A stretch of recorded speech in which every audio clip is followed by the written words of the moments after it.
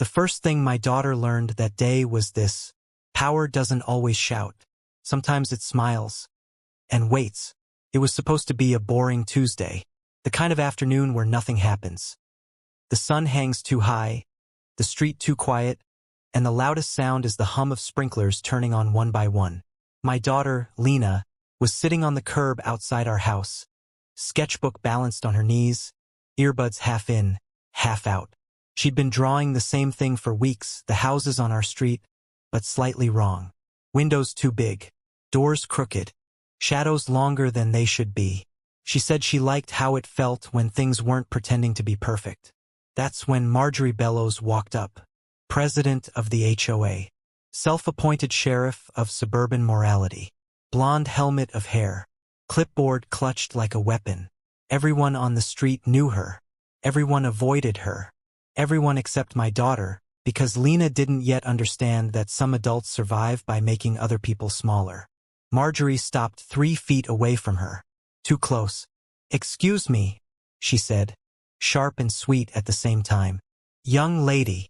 Lena looked up, pulled one earbud out. "Yeah." Marjorie's eyes dropped to the open sketchbook. Her lips tightened. "What exactly are you doing?" Lena blinked. "Drawing." Marjorie let out a small, humorless laugh. "Of course you are. And may I ask why you're sitting on the curb instead of your property?" Lena shrugged. "Better light." Wrong answer. Marjorie checked something off on her clipboard. "We've had complaints." That word again. Complaints. It always sounded like an accusation with no accuser. "About?" Lena asked. Marjorie leaned forward slightly. "Suspicious behavior." Lena actually smiled. "I'm drawing houses." "Yes," Marjorie said, nodding slowly. "Other people's houses." The smile faded. "I live here." "That remains to be determined." That was the moment I noticed. I'd been inside, watching through the front window, coffee forgotten in my hand. I recognized the posture instantly. Marjorie wasn't asking anything. She was building a case. I stepped closer to the door but didn't open it yet. "Not yet." Lena closed her sketchbook. "If this is a problem, I can go inside." Marjorie's eyes flicked to the house behind her.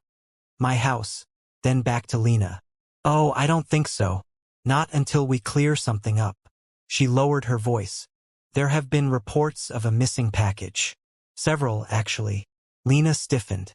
"I didn't take anything." "We're not accusing," Marjorie said quickly. "We're just verifying." She gestured to Lena's hoodie. "What do you have under there?" Lena stared at her. "What?" "Standard procedure," Marjorie replied.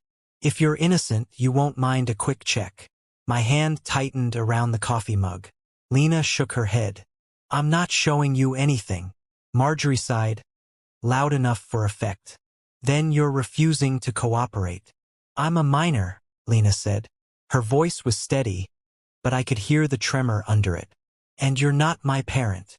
Marjorie straightened. Her smile disappeared completely.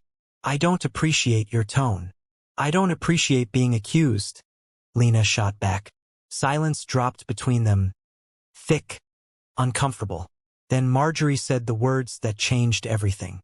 "If you don't comply," she said, tapping the clipboard, "I'll have no choice but to call the police." A neighbor's curtain twitched. Another door opened a crack. This was how Marjorie worked. Escalation through embarrassment. Force through witnesses. Lena stood up. "Call them." Marjorie's eyebrows shot up. "Excuse me?" "Call the cops," Lena repeated. "Because I'm not doing a strip search on the sidewalk." That word hit like a slap. Strip search. The street went very quiet. Marjorie's face flushed red. "Don't be dramatic. You just told me to show you what's under my clothes. I am trying to protect this community." "From a girl with a sketchbook?" Marjorie pulled her phone out. "Fine," she snapped. "You leave me no choice." She turned slightly, making sure everyone could see, and dialed. I opened the front door. Marjorie didn't notice me yet. "Yes," she said into the phone. "I have a suspicious individual. Refusing a lawful request. Possibly concealing stolen property." I stepped onto the porch. My shadow stretched across the lawn. Lena saw me and exhaled. Just a little. Marjorie finally turned. Her eyes flicked to me, then past me, taking in the house. The porch. The cameras she'd never noticed before. She gave me a tight smile. Sir, this is HOA business. I nodded once. I heard. This young lady is refusing to cooperate with a simple search. I looked at Lena. Did she ask you to take your clothes off? Lena swallowed. Yes. Marjorie gasped. That is not. I raised a hand. Still calm. Still quiet. Marjorie, I said. Step away from my daughter. Her mouth opened. Closed. Your daughter? Yes. She laughed. Nervous. Dismissive. Well then you should be more responsible. Teaching her to respect authority. I smiled. That was her second mistake. The first was calling the cops. The second was assuming she knew who she was talking to. Sirens wailed faintly in the distance. Marjorie folded her arms. Smug again. Good. They can sort this out. I looked down the street. Every house. Every driveway. Every neatly trimmed lawn. All of it. Mine. But Marjorie didn't know that yet. And I was in no rush to tell her. The police arrived faster than they should have. That wasn't unusual on our street. Response times tended to improve when the HOA president was the one making the call. 2 cruisers rolled in and parked diagonally, blocking the road like a stage prop. Doors opened. Radios crackled. The quiet, boring Tuesday afternoon officially turned into a spectacle. Marjorie Bellows straightened her blazer. This was her moment. Officer Daniels stepped out first. Mid-40s, calm posture, eyes already scanning. His partner, Officer Ruiz, younger, sharper, followed a few seconds later. Marjorie waved before they even reached us. Over here, she called, loud enough for half the block to hear. Thank goodness you're here. Daniels nodded politely. Ma'am, what seems to be the issue? Marjorie launched into it without missing a breath. We've had multiple reports of missing packages. I encountered this individual loitering and behaving suspiciously. When asked to cooperate with a basic check, she became hostile and refused. She gestured toward Lena like she was pointing at a stain. Daniels looked at Lena, then at me. Sir, he said evenly, what's going on? I didn't answer right away. That silence, just a second too long, made Marjorie uncomfortable. My daughter was sitting on the curb drawing, I said finally. This woman accused her of theft and demanded she show what was under her clothes. Ruiz's eyebrows twitched upward. Daniels turned back to Marjorie. Is that accurate? Marjorie scoffed. That's a gross exaggeration. I simply asked her to prove she wasn't concealing stolen property. Daniels' voice hardened. How exactly? Marjorie hesitated. Well, I asked her to lift her hoodie. Lena spoke up. She said if I didn't cooperate, she'd call you. The word you hung in the air. Daniels exhaled slowly. Ma'am, you don't have authority to conduct searches, especially not on a minor. I'm not law enforcement, Marjorie snapped. I'm HOA president. Ruiz looked confused. And you thought that gave you the right to? We have bylaws. Marjorie interrupted. Community standards. We're responsible for maintaining safety. I watched Daniels closely. This wasn't his first HOA rodeo. Ma'am, he said. HOA rules don't override the law. Marjorie folded her arms again. Defensive now. Then search her yourselves. Daniels turned to Lena. Have you taken any packages? No. Do you consent to a search? No, Lena said immediately. And I shouldn't have to. Daniels nodded. You're right. You don't. Marjorie's face flushed. So you're just going to let a thief walk away? Daniels' eyes sharpened. Do you have evidence? She was loitering. She lives here, I said. Marjorie waved me off. That's irrelevant. Ruiz frowned. Is it? Marjorie turned to him. I've lived on this street for 15 years. I know everyone. I've never seen her before. I smiled slightly. That was true. She hadn't seen Lena before, because she'd never bothered to look. Daniels pulled out his notepad. "What's your address, sir?" I told him. He paused, checked it again, then wrote it down. Marjorie leaned closer. "Officer, if you check the HOA registry." Daniels held up a hand. "We're not enforcing HOA policy." "That's not what I meant," she said quickly. "I'm just saying, some residents don't belong here." The word belong landed like a brick. I felt Lena shift beside me. Daniels looked at Marjorie for a long moment. Then he said something that caught her off guard. "Ma'am, are you accusing this child of trespassing on her own street?" "I'm saying there are renters," Marjorie replied, "and guests, and people who don't understand our standards." I crouched slightly so I was level with Lena. "You okay?" I asked quietly. She nodded, but her knuckles were white around the sketchbook. Daniels cleared his throat. "Here's what's going to happen. There's no evidence of a crime. We're leaving." Marjorie's jaw dropped. "You can't be serious," Ruiz added. "And I'd advise you to stop confronting minors." "This is unbelievable," Marjorie snapped. "So the HOA means nothing now?" Daniels met her glare. "It means exactly what it's supposed to. No more." The officers turned toward their cruisers. That should have been the end. But Marjorie wasn't done. "This isn't over," she called after them. "I'll file a report. I'll escalate this." Daniels stopped, turned back. "Ma'am," he said calmly, "escalating a non-issue into harassment is a bad idea." She crossed her arms tighter. "We'll see." The cruisers pulled away. The street exhaled. Doors closed. Curtains stilled. The show was over, or so they thought. Marjorie turned to me, her smile thin and poisonous. "You should keep your daughter inside," she said. "This community has standards." I looked at her clipboard, at the neat rows of violations she loved to collect, at the imaginary power she thought it gave her. "Marjorie," I said, "do you know why this street is so quiet?" She blinked. "Because we enforce rules." "No," I said, "because people are afraid of being noticed." Her eyes narrowed. "What are you implying?" "That you mistake silence for respect." She scoffed. "You're out of line." I stood up straight. "So are you." She turned sharply and marched away, heels clicking with fury. Lena let out a shaky breath. Is she going to keep doing this? I looked down the street again, at the identical houses, at the uniform mailboxes, at the illusion of control. "She will," I said. "For now." That night, an email went out to every resident. Subject: security concern, immediate attention required. Marjorie wrote it herself. She described a disturbing incident involving a non-compliant individual. She omitted the part about the strip search. She framed herself as the protector. She suggested heightened vigilance. By morning, whispers had spread. People avoided us. Not openly, just subtly.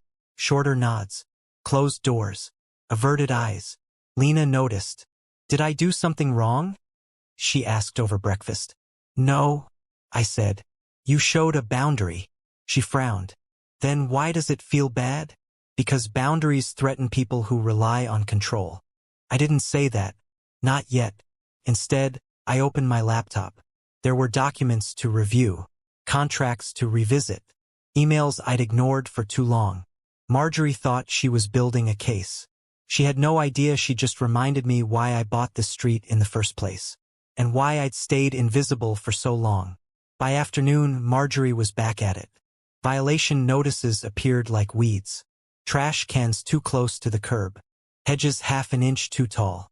Cars parked 1 minute too long. Pressure. That was her strategy. Make people uncomfortable enough and they fold. She saved ours for last. A bright orange notice slapped onto our door. Unauthorized curbside activity. Potential security risk.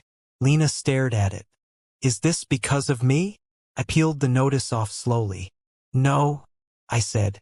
"It's because she thinks she can still win." That evening, I made one phone call. Just one. The man on the other end paused when I said my name, then laughed softly. "Is it time?" he asked. "Yes," I said. "It's time." Outside, Marjorie Bellows slept peacefully, certain of her authority, certain of her street, certain of her power. She had no idea how temporary all of it was. By Wednesday morning, Marjorie Bellows was riding high on confidence. Her email had done exactly what she wanted. People were whispering again, but not about her. About us. I saw it in the way neighbors paused mid-conversation when I stepped outside. In the way smiles came late, if at all. In the way Lena suddenly felt too visible walking to the mailbox. That was Marjorie's real talent. She didn't need proof. She didn't need facts. She just needed discomfort. And discomfort spreads faster than truth. Lena stayed home from school that day. Not because she was scared. She insisted she wasn't. But because she didn't want to give Marjorie the satisfaction of seeing her again so soon. I let her sleep in. Then I went to work. At exactly 9:07 a.m., Marjorie knocked on Mr. Halvorson's door. Halvorson was retired, widowed, and painfully polite, the kind of man who apologized when other people bumped into him.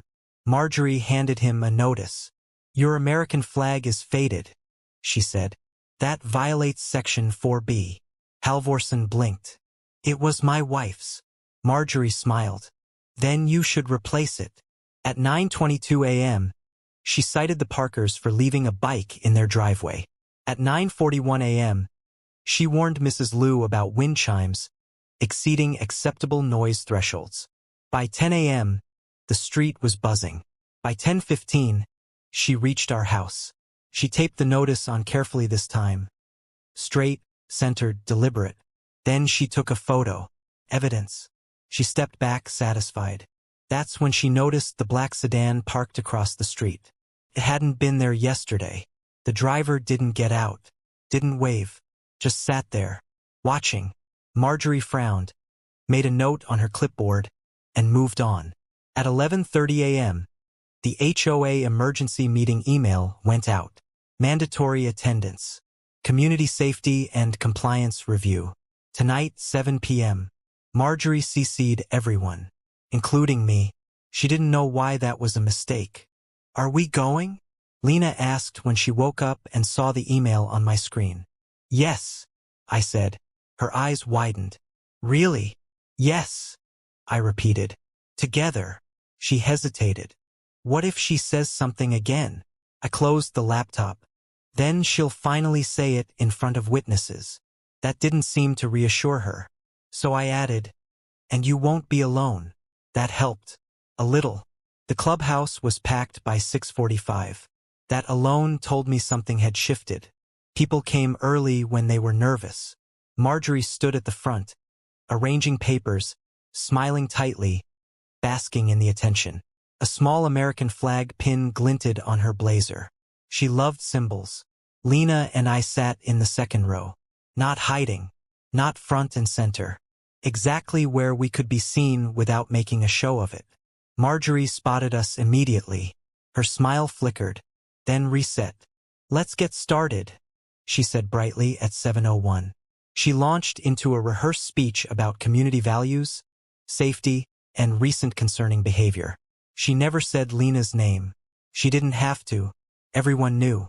As HOA president, Marjorie continued, "It's my duty to ensure we maintain the standards that protect our property values and our families." A murmur of agreement rippled through the room. Fear sounds a lot like agreement. She clicked her remote. A slide popped up. Security Incident Summary. Lena stiffened. Marjorie pointed at the screen.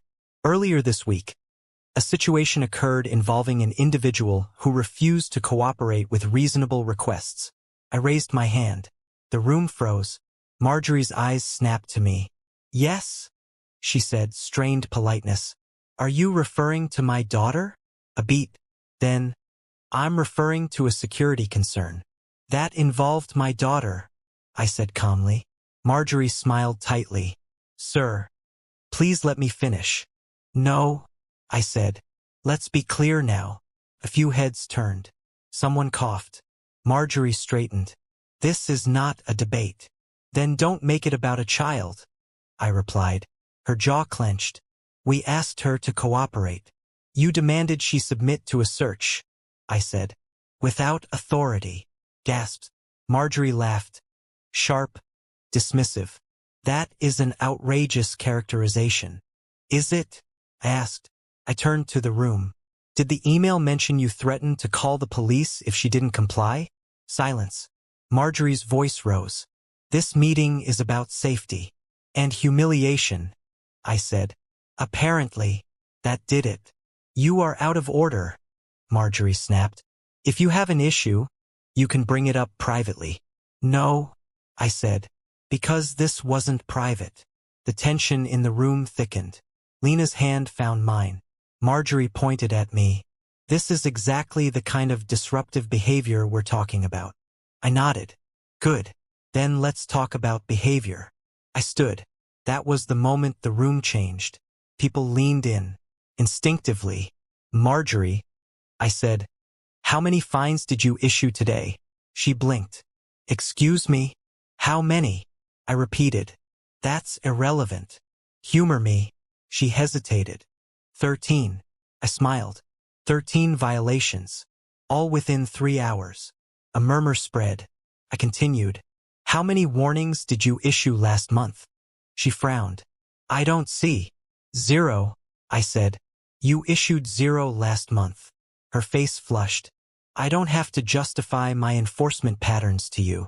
You do, I replied. If they're retaliatory. That word landed hard. Retaliation? She scoffed. For what? For being told no, I said. By a teenage girl. A few people shifted uncomfortably. I pressed on. You escalated. You embarrassed her. You called the police. Then you punished the street when it didn't go your way. Marjorie laughed again, but it sounded brittle now. This is absurd. Is it? I asked. I pulled out my phone. Because I have timestamps. Violation notices. Photos. Emails. Her eyes flicked to the board members. None of them met her gaze. Enough, she snapped. This meeting is adjourned. She reached for the gavel. I spoke before it hit the table. You might want to sit down. She froze. The room went silent. I say that, I continued evenly, because in about 30 seconds, this meeting is going to change. Marjorie stared at me. Who do you think you are? I smiled. The clubhouse doors opened. 2 men walked in. Not police. Not residents. One wore a tailored gray suit. The other carried a slim briefcase. They didn't look confused. They didn't look curious. They looked prepared. The man in the suit scanned the room, then found me. He nodded. Marjorie turned, irritation flashing. This is a closed HOA meeting. The man stepped forward. Actually, it isn't. He placed a folder on the table. My name is Elliot Grant, he said calmly. I represent the property owner. Marjorie laughed. We all own our properties. Elliot opened the folder. No, he said. You don't. He slid a document across the table. Marjorie glanced at it, then frowned deeper. What is this? She demanded. A consolidated deed, Elliot replied, along with controlling interest documentation.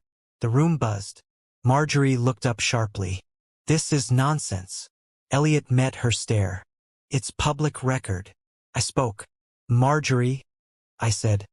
I told you to step away from my daughter. She turned to me slowly. Confusion crept into her expression. What does this have to do with? I own the street, I said. The words didn't echo. They didn't need to. They dropped. Heavy. Permanent. Someone gasped. Someone else laughed nervously, thinking it was a joke. Marjorie didn't laugh. She stared at the papers again. At the signatures. At the dates. At the reality settling in. You're lying, she whispered. Elliot slid another page forward. Every home, he said, held through an investment trust, acquired over 14 years. Marjorie's hands trembled. That's impossible, she said. We would have known. I shook my head. You only notice what you think threatens you. Lena squeezed my hand. Marjorie looked around the room, at faces she'd ruled. Faces that were now staring back. Not fearful. Curious. Hopeful. You can't just, she stammered. I can. I said. And I did. Her voice dropped. Why? I met her eyes. Because I wanted a quiet place to raise my daughter. Silence. And because I wanted to see what people did with power when they thought no one was watching. Marjorie's clipboard slipped from her fingers. It hit the floor with a hollow clatter. She looked very small then. For the first time. And this was only the beginning. You could feel it. The moment authority slipped out of Marjorie Bellow's hands. It wasn't dramatic. No shouting. No applause. Just a subtle shift in posture around the room. Shoulders relaxing. Eyes lifting. People sitting back in their chairs like they'd been holding their breath for years and hadn't realized it. Marjorie did. She felt every ounce of it. This isn't how this works, she said, voice thin, brittle. HOAs don't just disappear because one man claims. Elliot Grant didn't raise his voice. He didn't need to. Mrs. Bellows, he said calmly.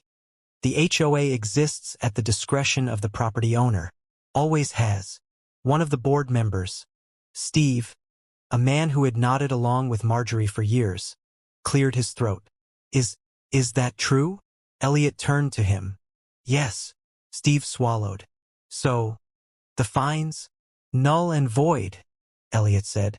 A woman near the back whispered. The liens? Invalid, Elliot replied. A ripple moved through the room. Marjorie shook her head hard, like she was trying to physically dislodge reality. You can't just invalidate years of governance, she snapped. We were elected. I finally spoke again. By tenants, I said, who never owned the land. That landed differently, because everyone in that room suddenly understood something they'd never questioned before. They'd been playing a game whose rules they'd never seen.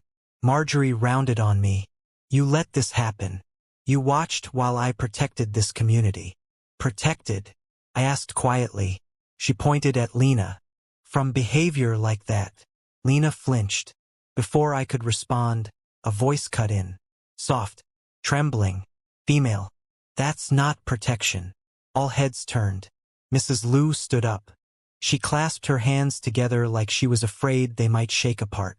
You fined me, she said to Marjorie, because my wind chimes reminded you of a restaurant you didn't like. A murmur. Marjorie scoffed. That's absurd. Mrs. Liu's voice strengthened. You told me they made the neighborhood feel less refined. Another neighbor stood. The Parkers. You cited us when our son left his bike out for 10 minutes, Mr. Parker said. 10. And you told us, his wife added, that if we didn't like it, maybe this wasn't the right neighborhood for us. One by one, people stood. Stories poured out. Not loud. Not angry. Just relieved. Fines that made no sense. Warnings issued after disagreements. Threats disguised as concerns. Marjorie tried to speak, but her voice kept getting drowned out. Not by shouting, but by truth. And truth doesn't escalate. It accumulates. Lena watched all of it silently. I leaned down to her. You see this? She nodded. They're not scared anymore. No, I said. They're remembering themselves. Elliot closed his folder gently. I want to be clear, he said to the room. This isn't about revenge. Marjorie let out a bitter laugh. Of course it is. It's about correction, Elliot continued. And accountability. He turned to Marjorie. Mrs. Bellows, effective immediately, the HOA board is dissolved. Gasped. Marjorie staggered back a step. You can't. I can, Elliot said. And I have. He slid one final document forward.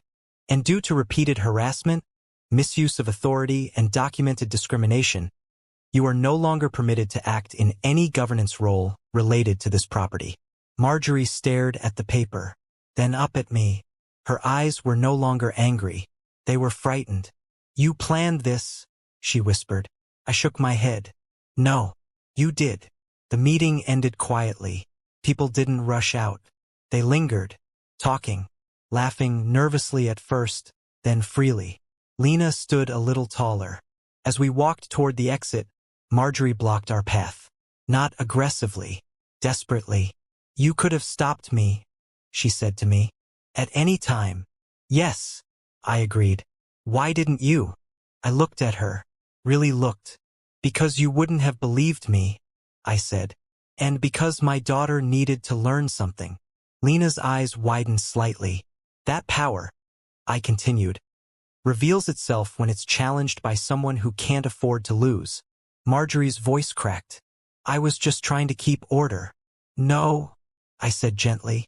You were trying to feel important. She stepped aside. For the first time. The next morning, the street felt different. Not louder, just lighter. No orange notices. No clipboards. No fear disguised as civility. People waved. Actually waved. Mr. Halvorsen brought Lena a new sketchbook. I thought you might like one with thicker paper, he said shyly. She smiled. Thank you. Mrs. Liu brought over tea. The Parkers invited us to dinner. Something invisible had broken, and something better had taken its place. That afternoon, Lena sat on the curb again. Same spot, same light. This time, no one questioned her. She drew people, not houses. Later, she showed me the sketch. What do you think? She asked. I studied it. The lines were still imperfect, but the shadows were shorter. You changed how you draw, I said. She nodded. I stopped making everything look smaller than it is. That night, an email went out. Not from Marjorie, from Elliot. Subject: a new chapter for our community. No rules, no threats, no fines. Just one line that mattered. Respect is not enforced. It's practiced. Marjorie Bellows didn't respond. She didn't need to. Her chapter was over. But the story wasn't. Because the hardest part wasn't taking power away. It was deciding what to do with it next. The quiet didn't disappear. It changed shape. For the first time since we moved in, the street wasn't quiet because people were afraid of being noticed. It was quiet because no one was performing anymore. No one was watching the clock to move their trash cans. No one was trimming hedges with a ruler. No one was whispering behind curtains. It took a few days for everyone to trust it. Freedom always does. Lena noticed it first. They're walking slower, she said one afternoon as we sat on the porch. Like they're not in trouble for existing. I smiled. That's what safety actually looks like. Elliot's follow-up email came on Friday. Not legal language. Not corporate jargon. Just clarity. The HOA was officially dissolved. All outstanding fines were forgiven. Any liens tied to HOA enforcement were voided. And then the part that mattered most. Residents would be offered the option to purchase their homes outright, at fair market value, with priority given to long-term tenants. No pressure. No deadlines disguised as ultimatums. Choice. The reactions came fast. Confusion. Relief. Suspicion. A few people knocked on our door, unsure how to act around us now. Like proximity to power might be dangerous. I told them the same thing every time. I don't want to own people. I want people to own themselves. Word spread. Not as gossip. As permission. A week later, Marjorie Bellows sold her house. No dramatic exit. No final email. Just a moving truck and a closed garage door. She didn't say goodbye.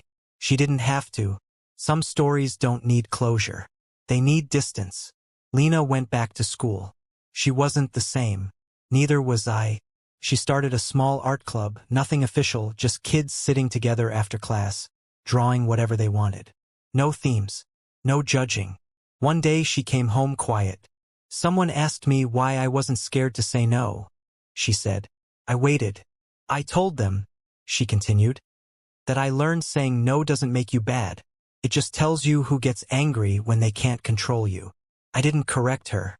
She'd learned the lesson better than I ever could have taught it. On the 1-year anniversary of the incident, the street held a block dinner. Not organized. Not sanctioned. Just people bringing food out and placing it on folding tables. Kids chalked the pavement. Music played softly from someone's speaker. Mr. Halvorsen told the same story 3 times and no one stopped him. Lena hung her drawings on a string between 2 trees. People stopped to look. Which one is your favorite? Someone asked her. She pointed to a sketch near the end. It showed the street as it was. Same houses. Same sidewalks. but the doors were open. Light spilled out. "What's it called?" I asked. She thought for a moment. "Ownership," she said. Later that night, after the tables were cleared and the street settled back into its new quiet, Lena and I sat on the curb again. Same place, different world. "Do you ever wish you'd stepped in sooner?" she asked. I considered it. "Yes," I said honestly. "And no." She looked at me. "I wish you'd never had to face that," I continued. "But I don't regret that you learned you could stand your ground." She nodded slowly. "Power doesn't matter unless you know what it's for," she said. I raised an eyebrow. "You've been thinking." She smiled. "I've been watching." I wrapped an arm around her shoulders. That was the real point of all of it. Not revenge. Not dominance. Not the reveal. But the shift. From fear to choice. From silence to voice. From control to dignity. The street didn't change because someone owned it. It changed because someone finally stopped letting fear pretend it was order. And a girl with a sketchbook learned she didn't have to make herself smaller to belong.